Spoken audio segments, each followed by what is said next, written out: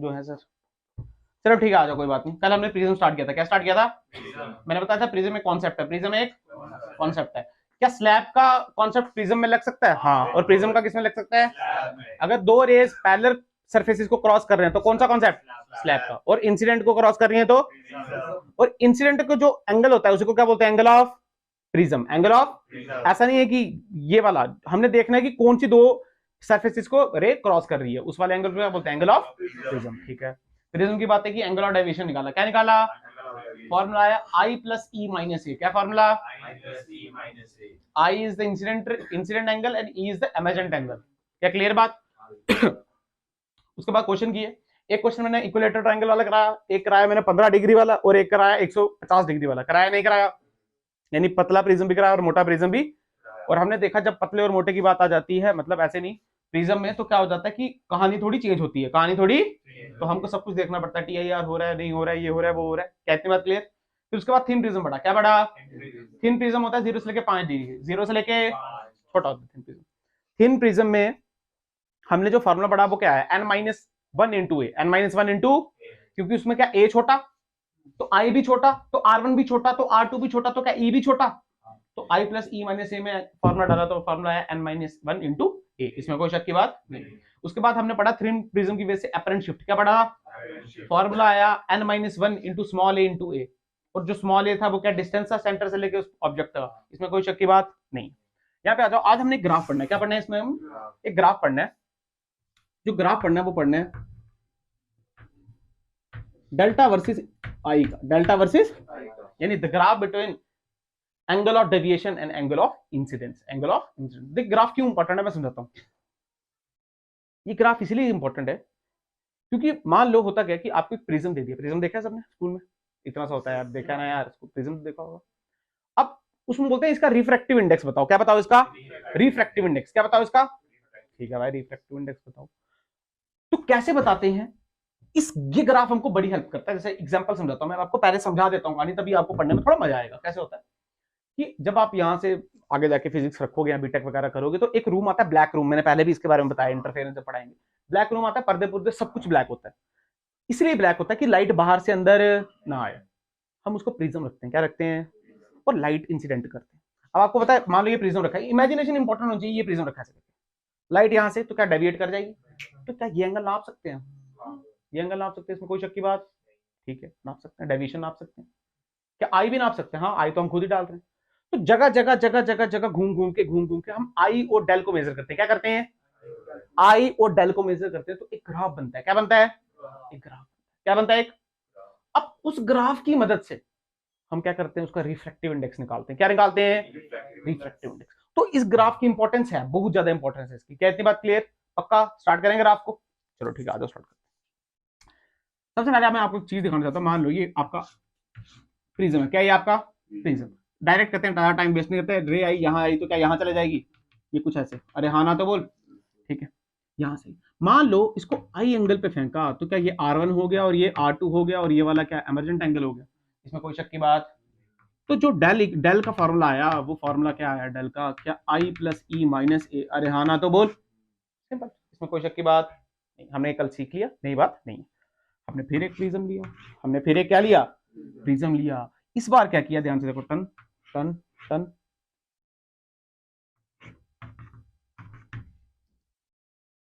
आई पे फेंका तो ई से निकला।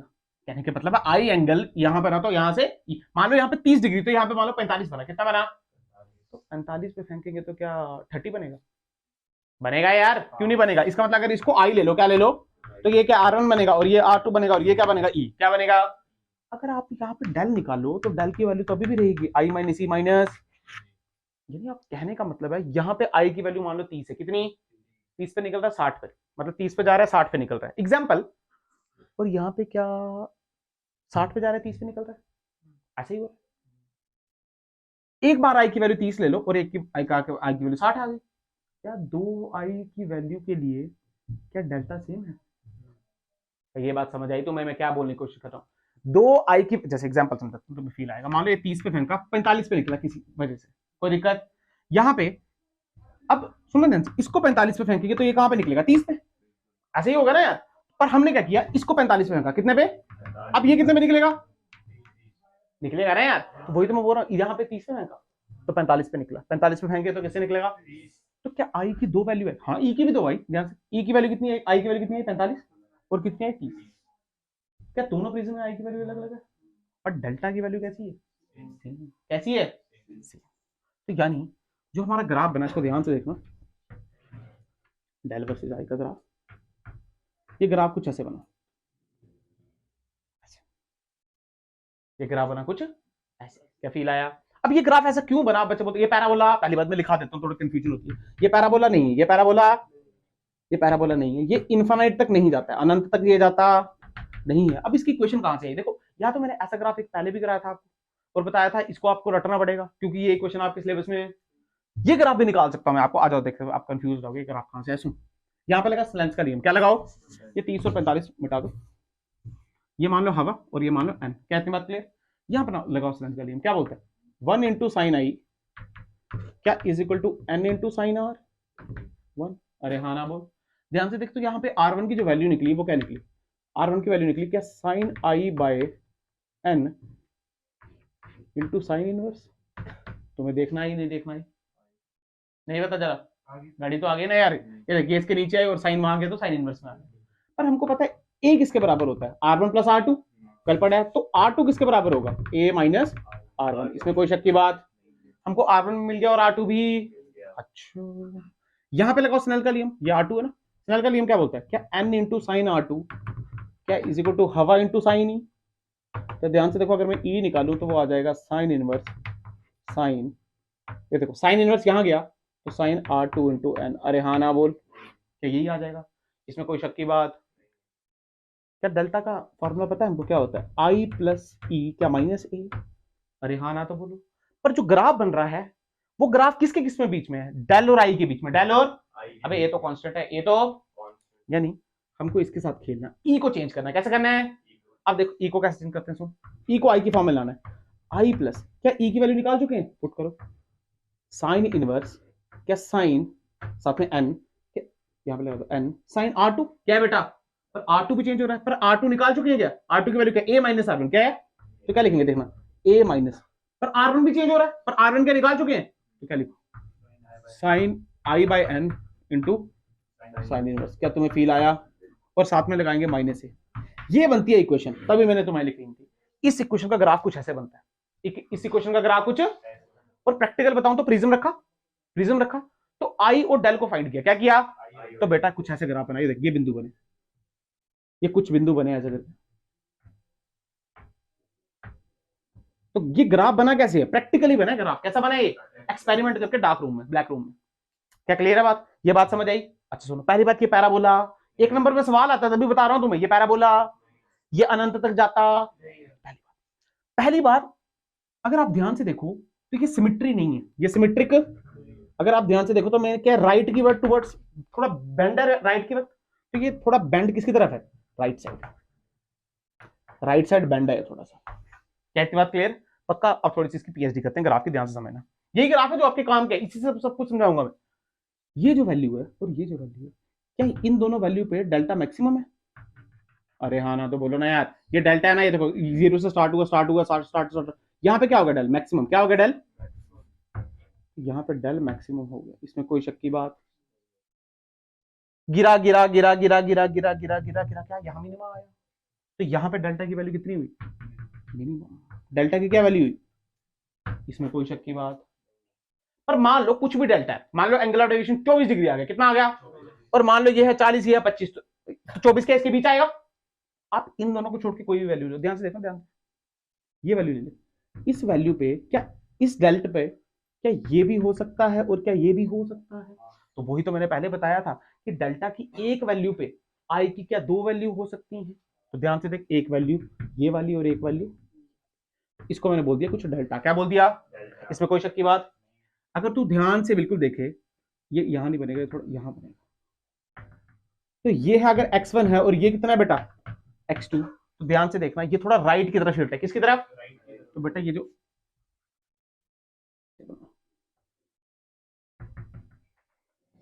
और ये कितना हो गया x2, सामने दिख रहा है x2 is greater than x1, ये बात समझे, अच्छा ग्राफ का और पोस्टमार्टम करते हैं। डेल्टा मैक्स की क्या वैल्यू है बेटा? डेल्टा मैक्स तब है जब आई मैक्सिमम है। जब आई क्या बेटा? और आई मैक्सिमम कितना हो सकता है? ग्रेजिंग एमरजेंस कितना हो सकता है? तो ग्रेजिंग एमरजेंस का मतलब π/2। क्या मतलब? या तो आई π/2 हो जाए या तो ई क्या हो जाए? π/2। सिंपल। फील आया? अगर आई π/2 हो जाए तो एंगल ऑफ डेविएशन मैक्सिमम आता है। कैसा आता है? सिंपल।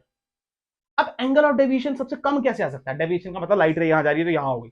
एंगल ऑफ डेविएशन सबसे कम तब आएगा जब आई और ई की वैल्यू क्या हो जाएगी? बराबर हो जाएगी। क्या हो जाएगी? देख फील कर, आपने 30 पे डाली तो वहां से 30 पे निकली, जब बराबर हो जाएगी तो डेविएशन सबसे कम आएगा। डेविएशन सबसे, ये वो वैल्यू, इस वैल्यू पे आई किसके बराबर है बेटा? किसके बराबर? ई के बराबर। आया तुम्हें? नहीं आया? फील आया? जब हम इसको करते हैं ना तो हम एक डेल मिनिमम फाइंड करते हैं। क्या करते हैं? और एक आई फाइंड करते हैं और इसके बेस पे हम एन निकालते हैं। क्या निकालते हैं? Refractive index. वो भी सिखाऊंगा अभी, पर तुम्हें ये ग्राफ पढ़ना आना चाहिए, ये ग्राफ पढ़ना आना चाहिए। क्या फील आया तुम्हें या नहीं पता चला? पता चलना चाहिए, नहीं तो ऐसे कोई शक है तो मुझे बताओ। देखो आई की मैक्सिमम वैल्यू कितनी हो सकती है? 90। कितनी? तो वहां पे डेल मैक्स होगा। डेल मैक्स मतलब एंगल ऑफ डेविएशन मैक्सिमम होगा। कैसा होगा? और मिनिमम वैल्यू कब हो सकती है? जब वो आई ई के बराबर हो जाए। किसके बराबर? यानी आई और ई बराबर, तो डेल मिनिमम होगा। अच्छा ये x1 और ये ग्राफ थोड़ा राइट की तरफ शिफ्ट है। किसकी तरफ? तो फील कर x2 बड़ा होगा किससे? ये दोनों बराबर। पता चला? ठीक है, अभी धीरे धीरे कनेक्ट होंगे, टेंशन मत लो। इसको मटाओ, इतना मटाओ। यहां पे देखो,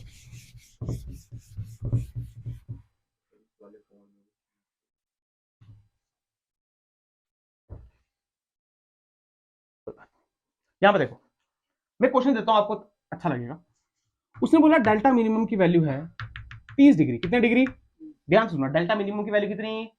जिसको ग्राफ आता होगा ना वही क्वेश्चन कर पाएगा। सुन, उसने बोला किसी एंगल ऑफ डेल पे आई की वैल्यू है 24 डिग्री। कितनी? किसी भी डेल्टा, ना वो डेल्टा मिनिमम है ना वो डेल्टा मैक्सिमम। देखो मान लो डेल्टा मिनिमम है 10 डिग्री, कितना?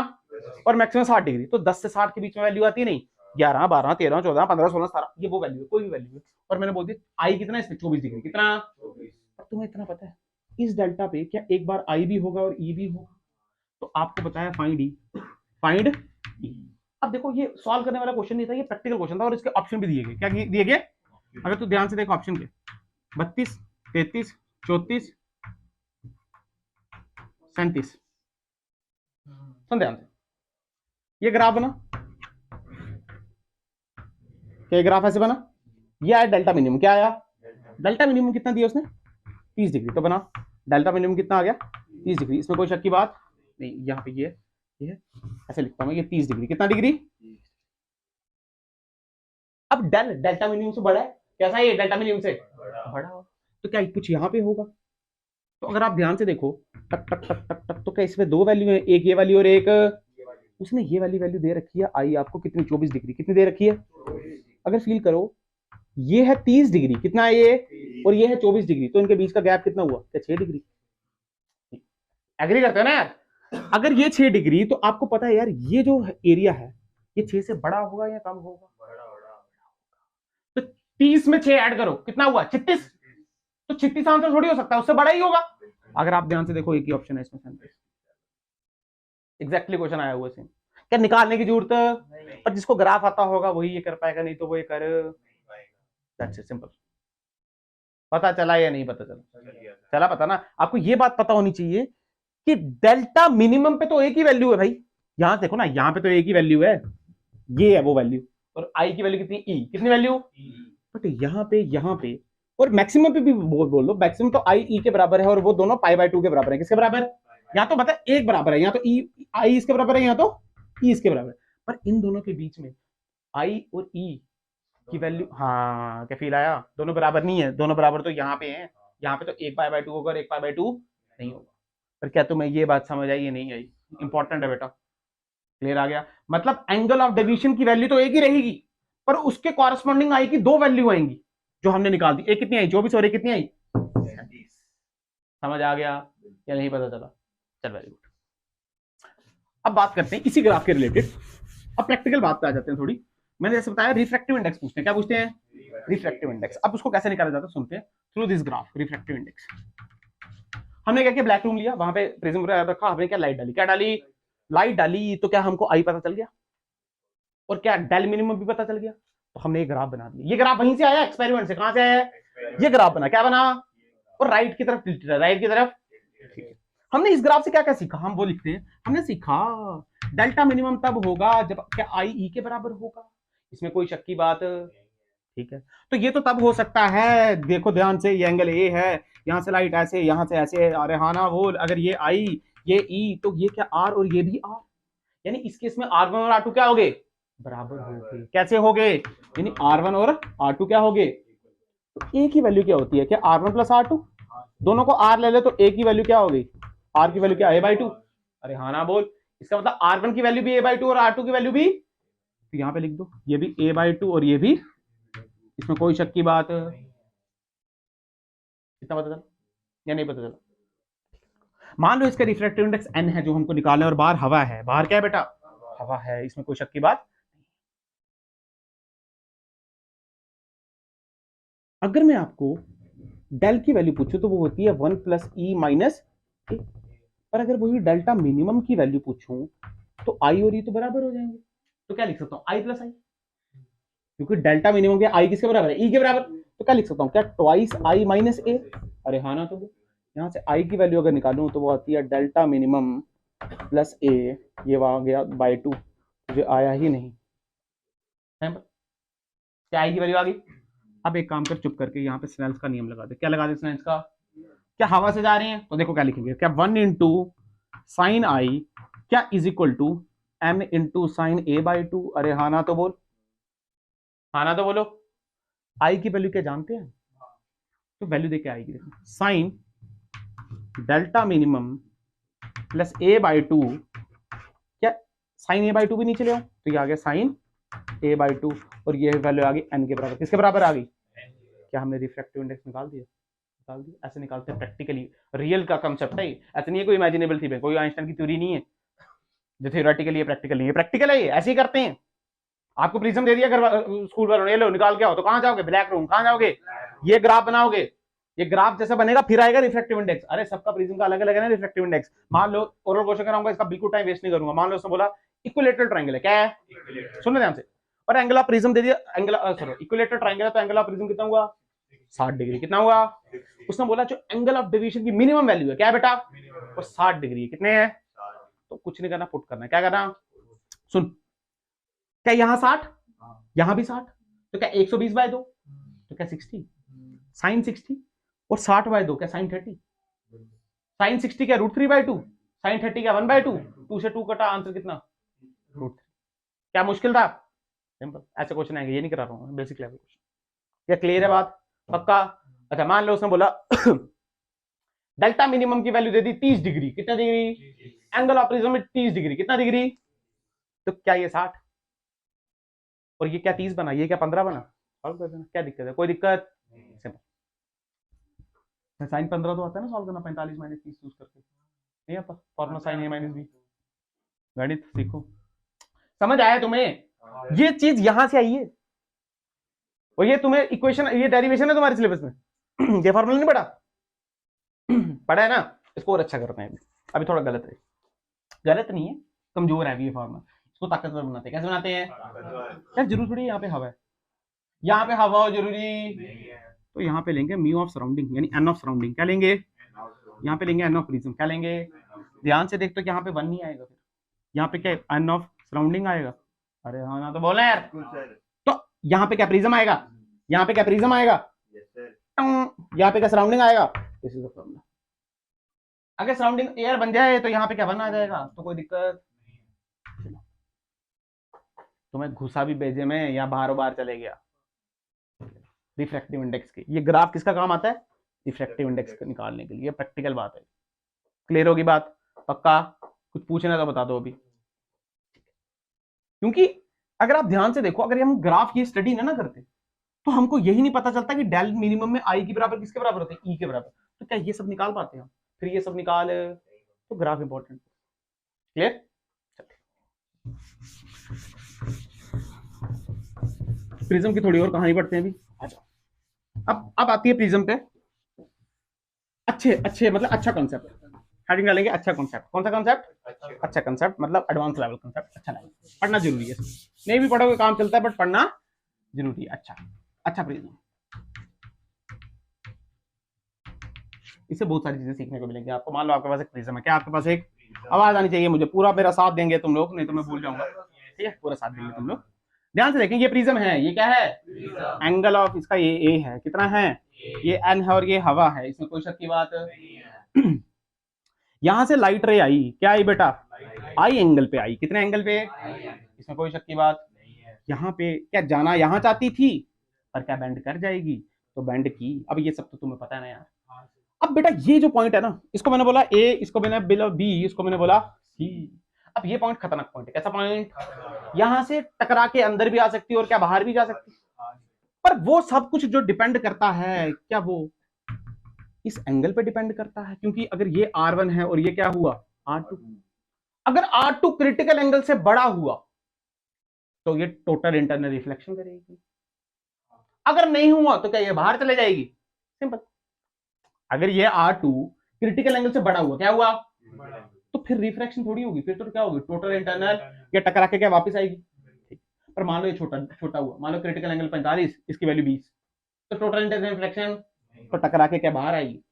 हमने बताना find the condition, find condition A B और B C always show TIR। ऐसी कंडीशन बताओ कि जो BC है, क्या है बेटा? जो मैंने भी क्या ले लिया, चलो कोई बात नहीं, जो BC है वो TIR शो करे। क्या शो करे? गद्दा सोचना, ठीक है, ये शो करे TIR, क्या सोच करे?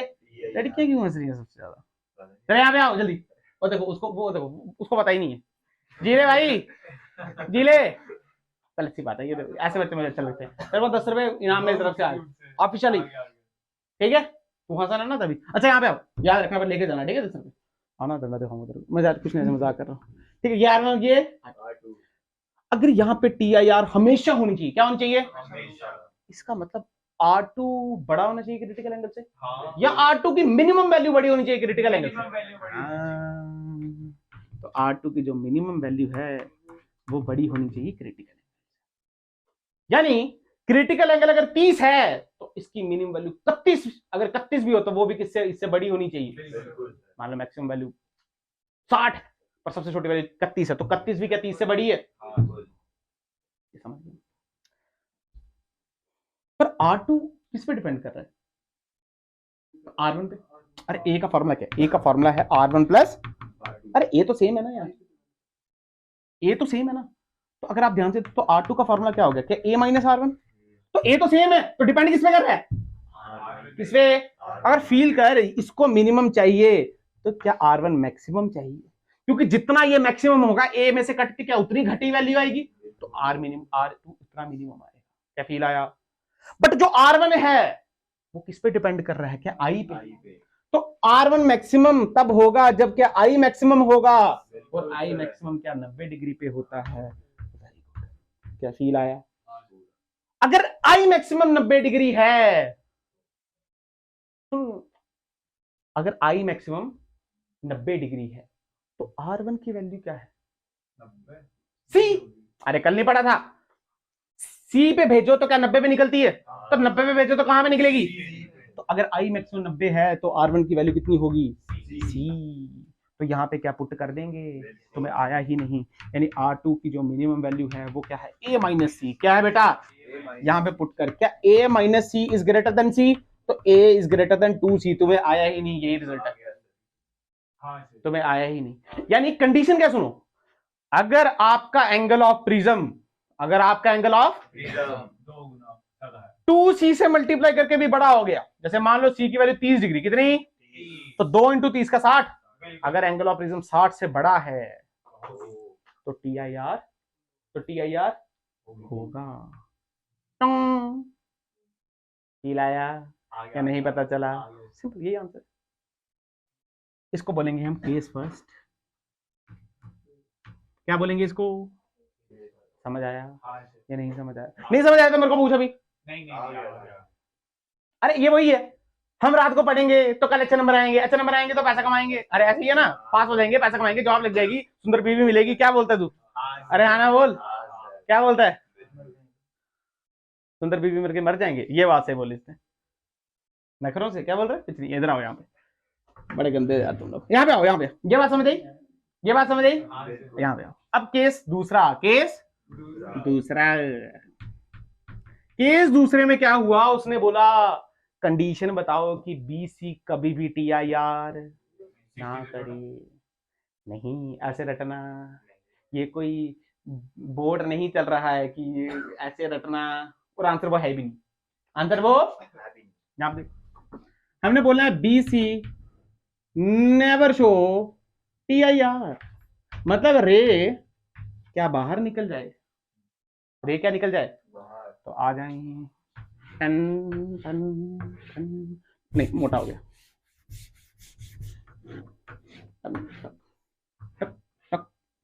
अच्छा यहाँ क्या ये आई, ये R1, ये R2 और ये क्या ए, अगर ये कभी भी TIR शो नहीं करेगी तो रे तो अंदर रहेगी नहीं, तो रे क्या बाहर आएगी, पर इसकी तो कंडीशन होनी चाहिए। जब R2, सुनना ध्यान से, R2 की मिनिमम वैल्यू किससे बड़ी थी, तो क्या हो रहा था, तो यहां पे TIR, तो R2 की मैक्सिमम वैल्यू भी सी से छोटी हो जाए। हाँ, तो R2 की जो मैक्सिमम वैल्यू है क्या है बेटा, वो भी सी से क्या हो जाए, मान लो R2 की मैक्सिमम वैल्यू 40, कितनी, सी की वैल्यू 41, तो क्या इसकी मैक्सिमम वैल्यू फिर भी घटी है, तो TIR कभी भी, तो क्या रही, क्या बाहर निकल जाएगी। पर R2 किस पे डिपेंड करता है, R1 पे, सीधे लिख रहा हूं कि R2 इज इक्वल टू क्या A माइनस R1, अगर R2 को मैक्सिमम होना है तो R1 को मिनिमम, R1 मिनिमम क्या I मिनिमम, आई मिनिमम क्या थीटा 0, अरे हाँ ना बोल, आई मिनिमम यानी 0, कितना,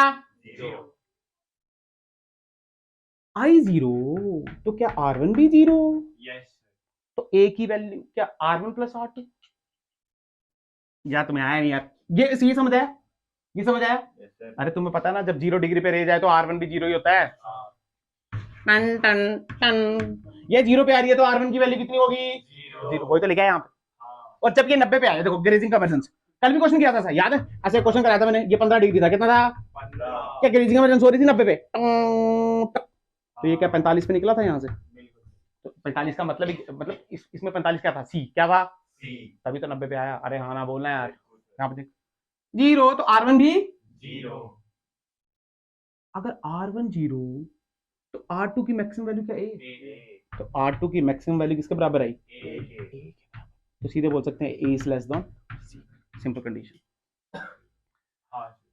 अगर क्रिटिकल एंगल से A क्या हुआ, छोटा हुआ, तो कभी भी TIR नहीं होगा, पर अगर वही 2 गुना से भी बड़ा हो गया वो क्रिटिकल एंगल से मल्टीप्लाई करके, तो TIR सिंपल। तुम्हें आया नहीं मैंने क्या बोला, समझ आया, यानी कहने का क्या मतलब है कि आप ऐसे सोचो, हमारा जो क्रिटिकल एंगल है, जो हमारा क्रिटिकल एंगल, ये जो एंगल ऑफ प्रिज्म पे खेलते हैं, मान लो जो हमारा एंगल ऑफ प्रिज्म क्या है, 2C से बड़ा हो गया, 2C से बड़ा हो गया, तो TIR हमेशा होगा, बिल्कुल, और अगर C से भी छोटा हो गया तो TIR, पर जरूरी थोड़ी हमेशा वैल्यू ऐसे, वैल्यू इनके बीच में भी रह सकती है, वैल्यू इनके बीच में भी, क्या वैल्यू ऐसे नहीं हो सकती, A और C और 2C के बीच, अब ये तो C से छोटे, ये तो C से छोटे की कहानी है और ये 2C से बड़े की कहानी है, पर C और 2C के बीच में भी कोई वैल्यू हो सकती है, नहीं हो सकती है, मैं तुम्हें गणित से समझाऊं, 3/2C कुछ भी हो सकती है यार, एक सी थोड़ी, क्या नहीं आया तुम्हें, मान लो गधेड़ो ये वैल्यू 60, कितनी, तो C की वैल्यू क्या 30 हुई, कितनी हुई, तो 30 और ये 60, क्या 30 और 60 के बीच कोई वैल्यू नहीं आती है, तो उनके लिए भी तो पढ़ना है, केस 3, ये कंडीशन वो, अगर मान लेकर A की वैल्यू आ गई 25, कितनी आ गई 25, तो क्या ये लगाएंगे, अरे आना बोल, और मान ले वैल्यू आ गई 65, कितनी आ गई, तो क्या ये लगाएंगे, पर गधेड़ों इनके बीच में भी तो है ना यार वैल्यू, उसके लिए भी सीखना है, नहीं सीखना है, तो 2 केस तो कर लिए, अब तीसरा केस करेंगे इसके और इसके बीच, मिटाओ उसको,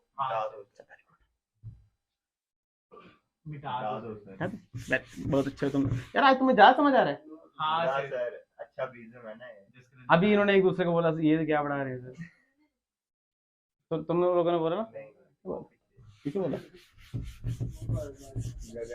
अच्छा बात नहीं करो।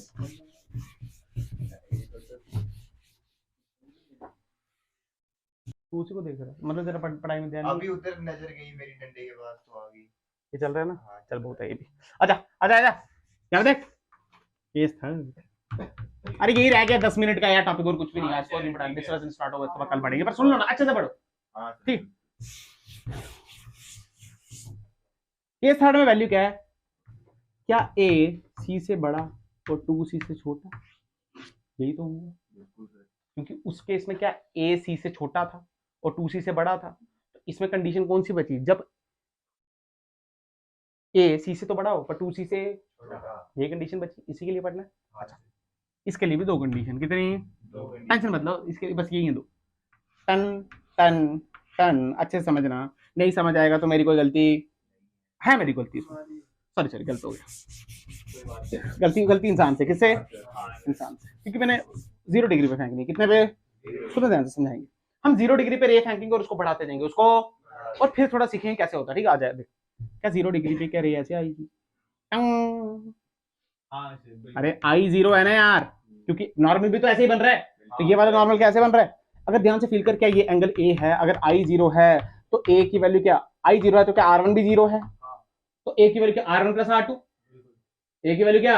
R2। तो हाँ, तो ए की वैल्यू कितनी होगी? R2, यानी R2 की वैल्यू कितनी आ गई? ए, यानी वो ए है और ये भी, इसमें कोई शक की बात नहीं।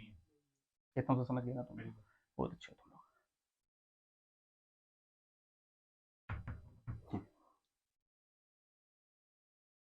ये वैल्यू कितनी आई R2 की? ए कितनी आई? इसको देखो, क्या ये ए सी से बड़ा है? हाँ, ए इज ग्रेटर देन सी। अगर सी से बड़ा हो गया तो क्या TIR होगी या नहीं होगी? ए क्रिटिकल एंगल से बड़ा, ध्यान से सोचा करो, ए क्रिटिकल एंगल से तो TIR होगी नहीं होगी? क्यों नहीं होगी? तुम्हें आया सर, ये आ गया पहला केस। कौन सा केस? Simple case. क्लियर? दूसरा केस देखेंगे। 10 10 10, ठीक है। ये हमारा प्रिज्म ए एंगल का, कितना एंगल का? ए। ये 0 डिग्री, कितना डिग्री? 0। अगर मैं इसको किसी एंगल पे फेंकना चाहता हूँ, ध्यान से, तो ये तो आ गया हमारा ऐसे, पर अब 0 अब किसी एंगल पे, अब किसी, मान लो 0 स्टार्ट किए, टन टन टन टन टन टन टन टन 60 डिग्री पे आ गया। कितना डिग्री पे? हमको नहीं पता, एग्जांपल मतलब टन, और ये एंगल को बोला I0। क्या बोला? I0। कोई शक की बात नहीं है। ये यहां से गया तो ये क्या यहां जाएगा? बिल्कुल। और ये आएगा R1। क्या आएगा? R1। क्या यहाँ पे ऐसे बनेगा और ये बनेगा R2। क्या बनेगा? R2। अच्छा, अब सुनो, अगर तुम ध्यान से देखो तो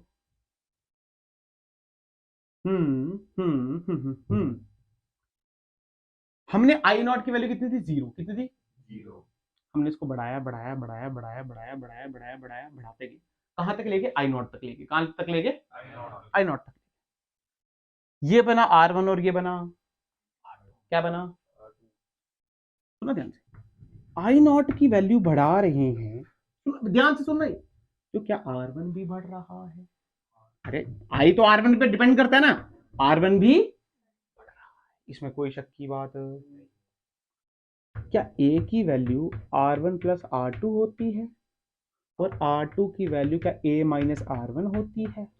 अगर R1 बढ़ रहा है तो क्या R2 घट रहा है? घट रहा है। क्या तुम्हें फील आया? घट रहा है भाई। इसका मतलब 0 से जब इसको एंगल पे लेते गए, टन टन टन टन टन टन 60 डिग्री पे लेके अभी 90 तक जाएंगे, 0 से जब यहां तक लेके गए तो क्या घट रहा है वैल्यू? घट रही है नहीं घट रही है? घट रही है। ये वैल्यू घट रही है।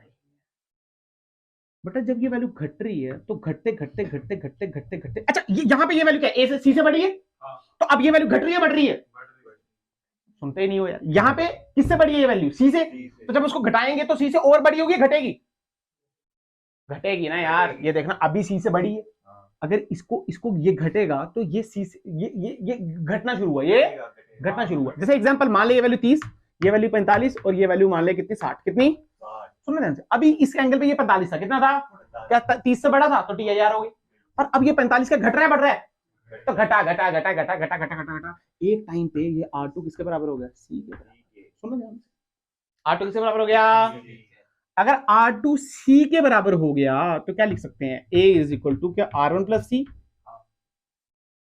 और R1 की वैल्यू कितनी आ गई, A माइनस C, कितनी वैल्यू आ गई, यानी ये जो R1 है इसकी वैल्यू कितनी है, A माइनस C, क्या वैल्यू। अब आप फील करो जब R2 C के बराबर हो जाता है, यानी अगर I C के बराबर, तो R क्या 90 पे निकलता है नहीं यार, जब एंगल ऑफ इंसिडेंस की वैल्यू क्रिटिकल एंगल हो जाती है, कितनी एंगल, तो एंगल ऑफ रिफ्रैक्शन का 90 डिग्री हो जाता है। इसका मतलब यहां से रे यहां टकराई और फिर यहां से बाहर निकल गई, इसको बोलते हैं ग्रेजिंग एमर्जेंस। क्या बोलते हैं, क्या बाहर निकल गई रे, हिल गया नहीं किया। अच्छा, हम क्या जीरो से स्टार्ट हुए थे, टन टन टन टन, किसी आई नॉट पे पहुंचे, किससे पूछे, पर मैक्सिमम कहां तक जा सकते हैं, पाई बाय 2 तक। कहां तक, अरे पाई बाय 2 तक, ये देखिए यहां से डालेंगे, अगर पाई बाय 2 हो जाएगा तो क्या यहां से डालेंगे, ये तो होती है ग्रेजिंग एमर्जेंस 90 डिग्री। क्या फील आया नहीं आया, आप सुन स्नेल्स का नियम लगा यहाँ पे, सुन क्या 1 इंटू साइन आई नॉट क्या इज इक्वल टू, इसको n बोल दे, क्या n into sine A minus C, अरे R1 की वैल्यू A माइनस सी है ना इस एंगल पे, तो आई नॉट की जो वैल्यू आई वो i sine inverse n sine A minus C. ये किसी काम की नहीं है, मैं कहने से ये बताना चाहता हूं आपको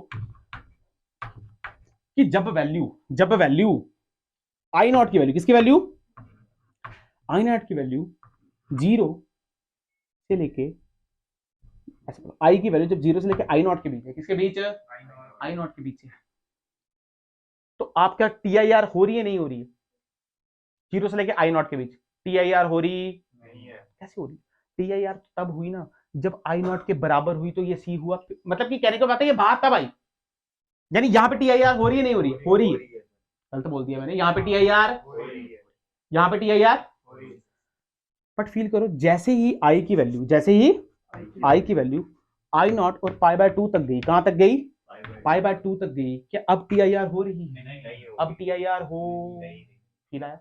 अब मैं आपको रियल लाइफ में समझाता कैसे, 0 पे भेजी, क्या 0 ही है, 0 पे भेजी, TIR हुई, हाँ हुई, TIR हुई भाई, बिल्कुल हुई हुई हुई हुई हुई,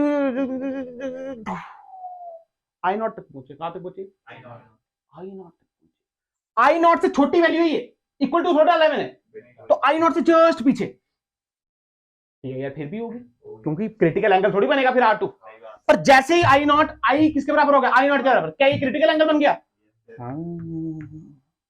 यानी यहां पे TIR नहीं हो रही और यहां पे TIR, और TIR कब तक जाएगी, अब तो पाई बाय 2 तक जाएगी, क्यों, मान ले ये 60 डिग्री, कितना डिग्री, 60 डिग्री पे तेरी TIR खत्म होगी, क्या होगी, तो 61 62 60 फिर थोड़ी आएगी कभी, और मैक्सिमम आई कहां तक जा सकते हैं, पाई बाय 2 तक, पाई बाय 2 तक।